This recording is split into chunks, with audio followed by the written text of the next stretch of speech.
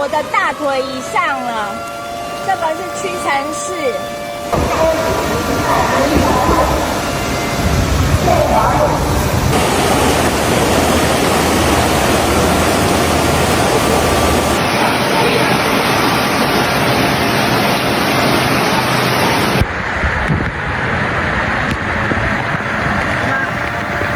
It started like any other tropical morning.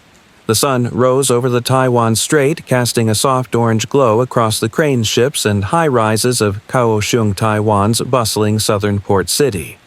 The air was thick with humidity, the kind that sticks to your skin and signals that summer isn't ready to leave. People headed to work, kids packed into scooters with their parents, and fishermen untied their boats, unaware that the calm they felt was the last they'd see for days. By mid-morning, the sky began to change. The breeze grew stronger, then sharper. Clouds rolled in low and fast, swallowing the horizon. The sea darkened to steel gray. And then, everything broke. Typhoon Fung-wong had arrived. Packing sustained winds of 145 miles per hour and gusts nearing 175, it slammed directly into southern Taiwan like a freight train from the Pacific. Within minutes, the calm harbor became a wall of white water. Waves over 25 feet tall crashed into the port, tossing cargo containers like dice and flooding entire streets. In the downtown district, power lines snapped and transformers exploded in flashes of blue light. Cars spun in the water like toys. Whole neighborhoods vanished under a curtain of rain so thick you couldn't see across the street. Within the first hour, Kaohsiung, a city of nearly 3 million, disappeared beneath water and wind. Meteorologists called it one of the strongest storms in the Pacific this decade. But to those living through it, it wasn't a headline, it was survival. Families clung to rooftops, hospitals lost power, and a city built on progress was suddenly fighting just to stay above the waves. As the storm tore across southern Taiwan, one truth became impossible to ignore. This wasn't just a storm, it was a warning.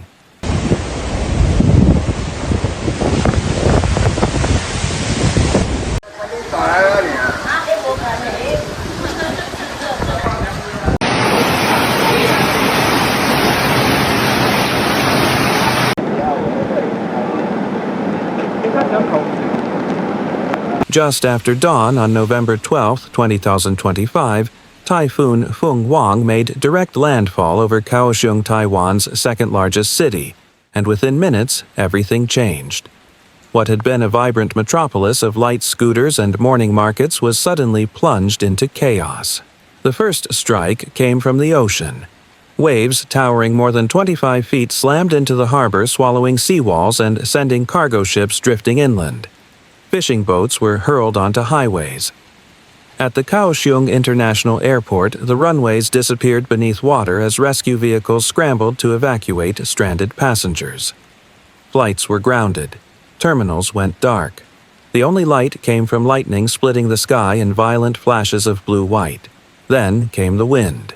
Sustained at 145 miles per hour, gusting close to 175, it tore across the skyline with the force of a tornado multiplied 100 times. Traffic lights twisted. Cranes collapsed like matchsticks.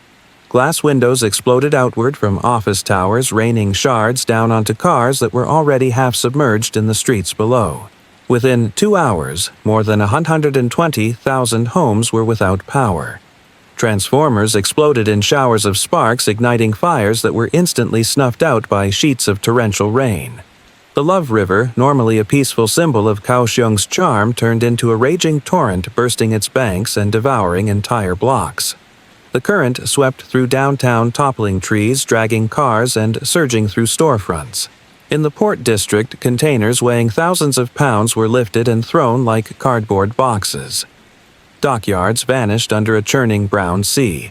Workers scrambled to safety, clutching railings as roofs tore away above them.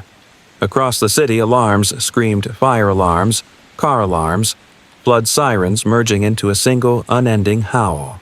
Emergency services were overwhelmed before they even began. Firefighters could barely drive through the debris.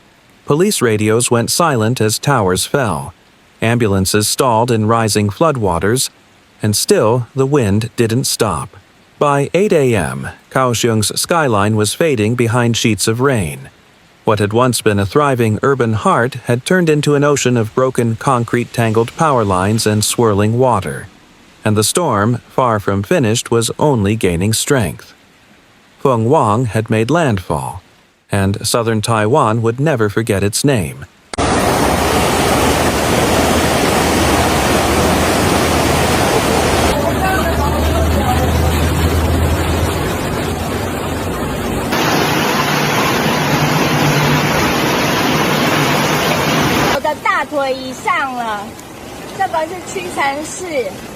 By mid-morning, Kaohsiung was gone beneath the floodwaters. What began as a fierce windstorm had transformed into a full-scale humanitarian crisis, a drowning city gasping for air. The rain was endless.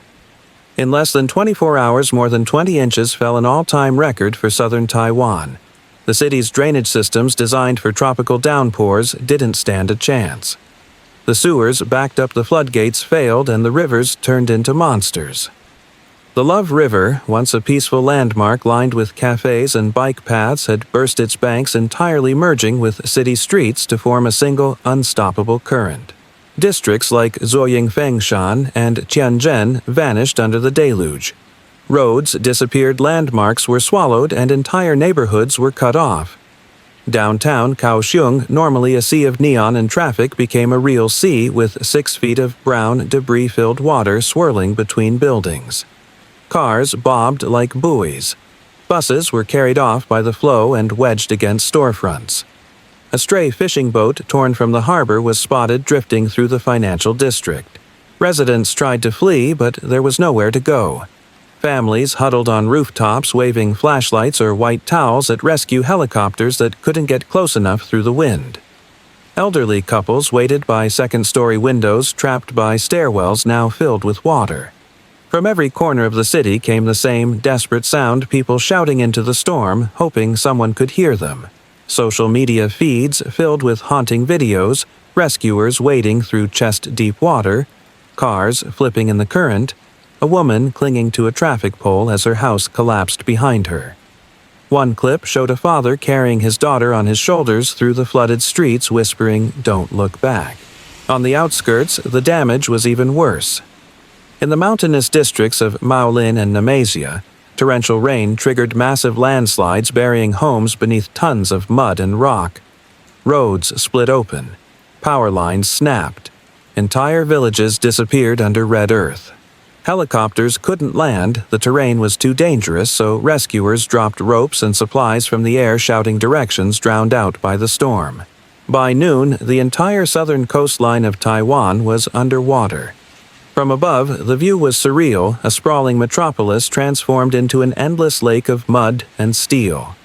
Kaohsiung wasn't just flooded, it was drowning. And as the water kept rising, so did the fear that the city might not survive the night.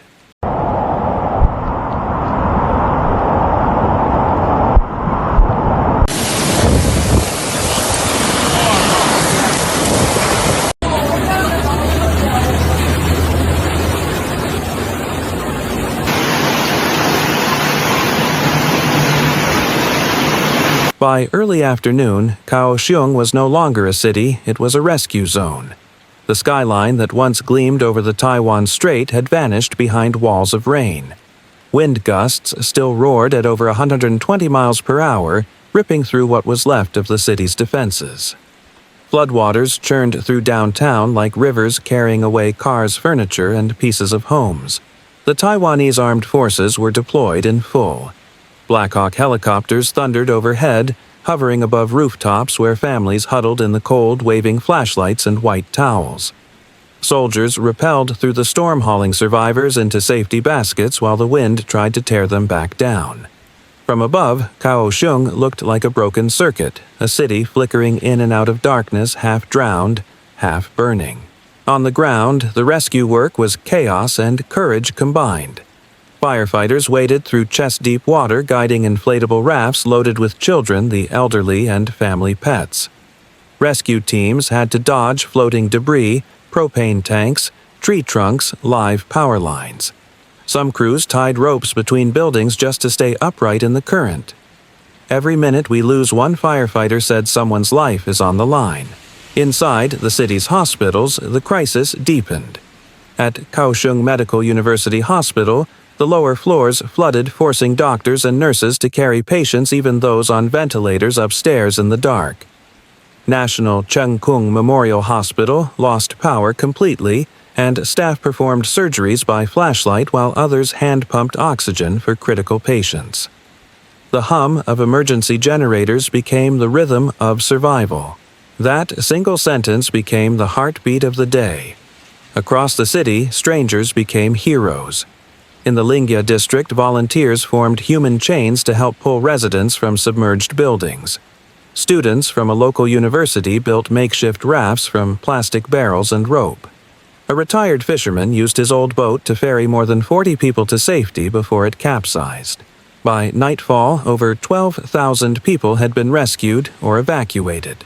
Schools, churches, and sports arenas were converted into emergency shelters. Inside, soaked and shivering families shared blankets, instant noodles, and phone chargers. The lights were out. The city was underwater, but the human spirit was alive. In those hours, Kaohsiung wasn't defined by destruction. It was defined by defiance, by the courage of ordinary people who refused to let go even when the storm tried to take everything away.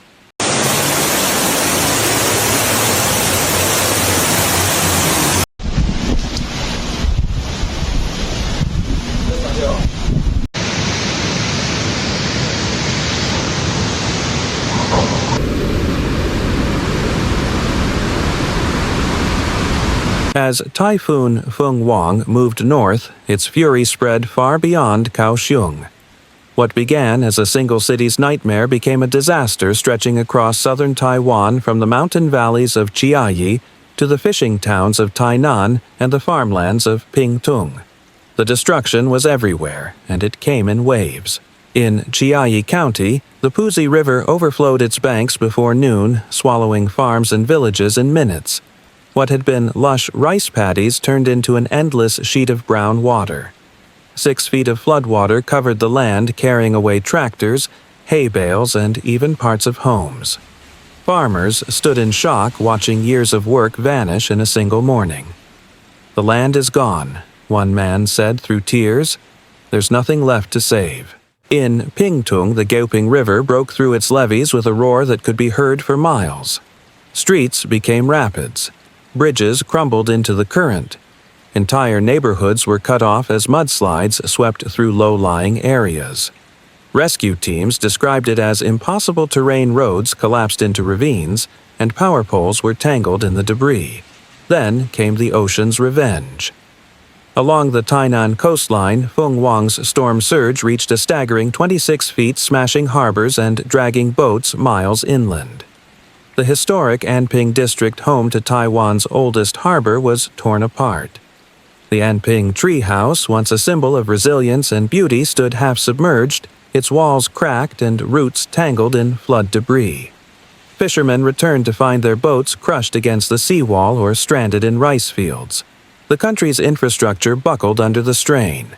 The high-speed rail stopped running after power lines were ripped apart.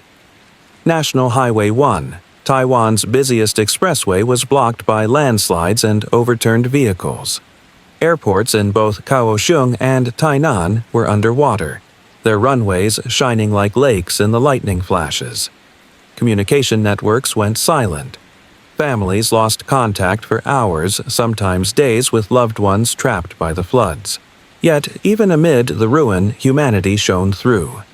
In small towns like Donggang and Yujing, locals built makeshift rafts from bamboo and barrels to rescue neighbors. Churches, schools, and temples opened their doors as shelters, offering hot meals and dry clothes. Volunteers formed bucket lines to clear debris, and fishermen used their boats to deliver food to villages cut off by rising water. By midnight, meteorologists confirmed what many already feared: Fung-wong was the most powerful storm to strike southern Taiwan in over a generation.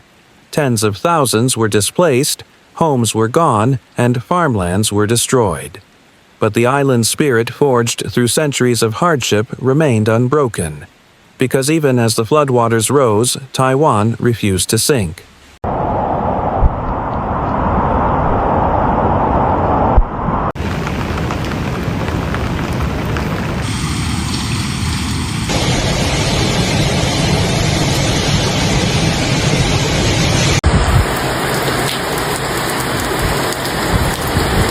When the winds finally stopped and the rain fell silent, southern Taiwan looked like a memory, a place half erased by nature.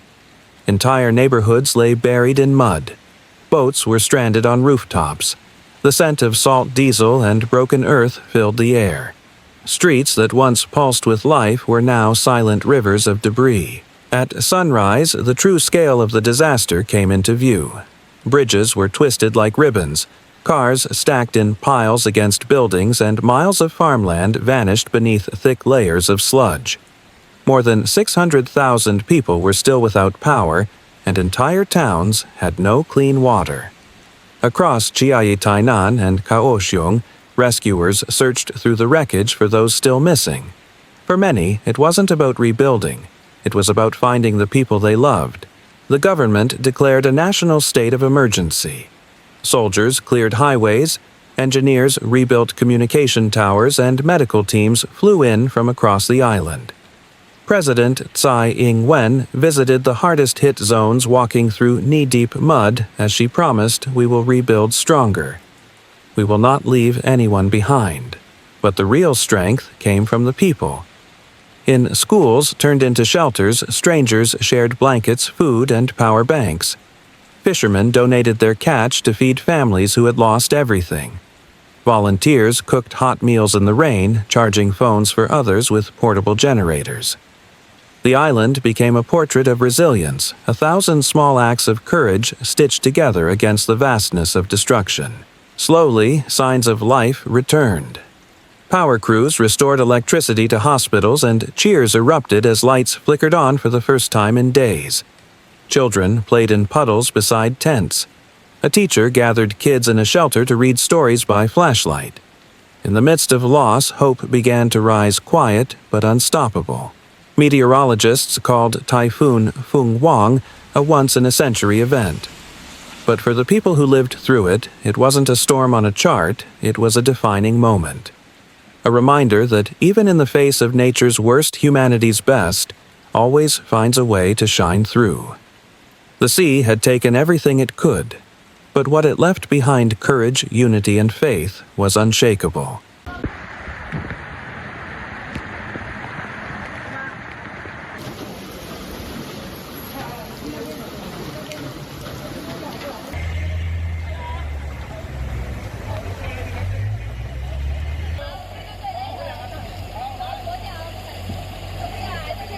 When the skies finally cleared over Taiwan, the silence was almost unbearable.